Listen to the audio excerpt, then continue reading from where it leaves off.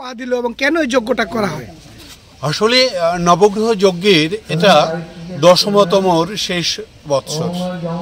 প্রতি বছরই আমরা এই যজ্ঞ অনুষ্ঠান এইখানে এই শিববাড়িতেই করে থাকি। শিবের বাসভূমি, এই পুণ্য জায়গা, ভারতবর্ষের বিভিন্ন জায়গার মতো ত্রিপুরার এই শিববাড়িটাও পুণ্যভূমি, তাই আমরা এই জায়গাটাকে সিলেকশন করেছি।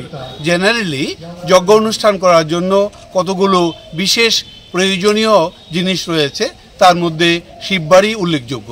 এনভায়রনমেন্ট এটা অসাধারণভাবে যজ্ঞ অনুষ্ঠানে সহায়তা করে। জপ ধ্যান পূজা পাঠের জন্য নীরবতা অত্যন্ত প্রয়োজন, তাই এই শিববাড়িটাকে আমরা ঠিক করেছি। এই যজ্ঞ অনুষ্ঠান করলে মানব দেহের সমস্ত যে অশুভ প্রক্রিয়া আছে তা বিনাশ হয়ে নতুনভাবে একটা জীবন তৈরি হয়। যজ্ঞের এই ধোঁয়া, যজ্ঞের এই হিট, তাপমাত্রা আমাদেরকে নতুন ভাইব্রেশন তৈরি করে দেয়।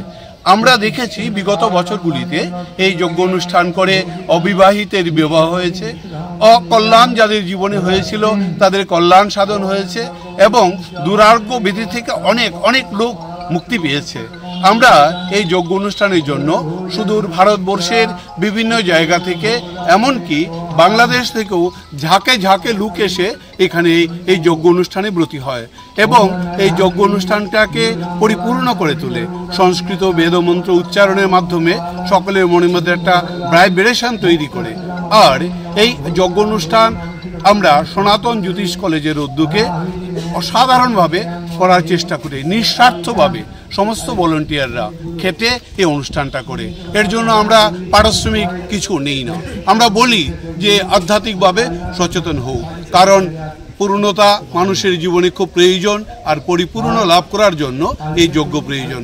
আমরা প্রত্যেক দিন যে আহার গ্রহণ করি, আহারটুকু নিলে পরে আমাদের শরীরে পরিতৃপ্ততা আসে, আমরা সঠিকভাবে উঠে দাঁড়াই। ঠিক তেমনি যজ্ঞের মাধ্যমে যদি আহুতি দেওয়া হয় তাহলে এই পরিপূর্ণ অবস্থা আমাদের মধ্যে আসে।